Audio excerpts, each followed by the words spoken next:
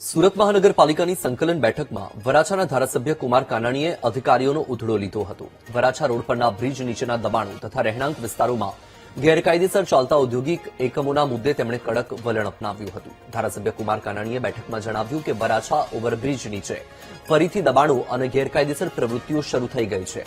તેમણે અધિકારીઓને સીધો સવાલ કર્યો કે દબાણ કરતા અસામાજિક તત્વોને હટાવવાનું કામ થશે કે નહીં, હા કે નામાં જવાબ આપો। તેમણે ભૂતકાળમાં રજૂઆત બાદ 15 દિવસનું અભિયાન ચલાવીને સારા પરિણામો મળ્યા હોવાનું યાદ અપાવ્યું હતું, પરંતુ હાલ પરિસ્થિતિ ફરી બગડી ગઈ છે તેવું જણાવ્યું હતું। સુરત મહાનગરપાલિકા ખાતે આજે સંકલન બેઠક યોજાઈ હતી અને આ સંકલન બેઠકમાં જુદા જુદા ધારાસભ્યો જ્યારે પહોંચ્યા હતા અને રજૂઆત કરી હતી, તેમાં વરાછાના ધારાસભ્ય કુમાર કાનાણી આક્રમક રજૂઆત રહી હતી।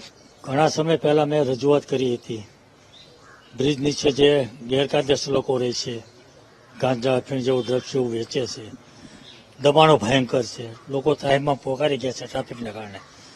તો એ રજૂઆતના આધાર પર મ્યુનિસિપલ અધિકારીઓ, મેયરશ્રી અને પોલીસ કમિશનરશ્રીએ સ્થળ પર વિઝિટ કરી અને એક ઓપરેશન કર્યું હતું। 15 દિવસ આ ઓપરેશન ચાલ્યું, ખૂબ સારી કામગીરી થઈ, પણ ફરીવાર આ કામગીરી ખોરંભે પડી છે, બંધ થઈ છે।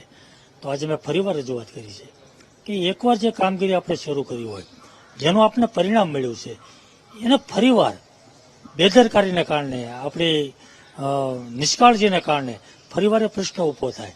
સવાલ એ કે આ દરેક બાબતે મહાનગરપાલિકાના અધિકારીઓને ખબર છે, છતાં નથી થતી, એટલે આપણે જે ભાષામાં જે સ્ટ્રિક્ટલી કરી છે કઈ રીતની રહી હતી અત્યારે એને એ જ કીધું છે કે તમે કરવા માગો છો કે નહીં, હા કે ના, અને કરવા માગો છો તો કાયમી ધોરણે કરવા માગો છો કે કેમ। એટલે હા કે નાનો પ્રશ્ન જવાબ એટલા માટે મેં માંગ્યો છે કે આગળની કાર્યવાહી કેમ કરી, મારે આગળ શું કરવું એની મને ખ્યાલ આવે।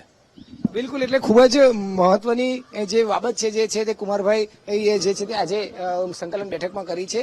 ફરી એક વખત એ જ જે બ્રિજો છે, બ્રિજોની નીચે અને ગેરકાયદેસર દબાણો થાય છે, ગેરકાયદેસર પ્રવૃત્તિ થાય છે, તે ફરી ધમધમતી થઈ છે અને તેને જ લઈને ફરી એક વખત આ મુદ્દો ગુંજ્યો છે અને મહાનગરપાલિકા સામે ધારદાર રજૂઆત કરી છે કે જો કાયમી કામગીરી થવાની છે કે નહીં, હા અથવા નામાં સીધો જ ઉત્તર તેમની પાસે સંકલન બેઠકમાં માંગ્યો છે। કેમેરામેન દેવેશ સોલંકી સાથે ધ્રુવ સોમપુરા, BTV ન્યૂઝ, સુરત।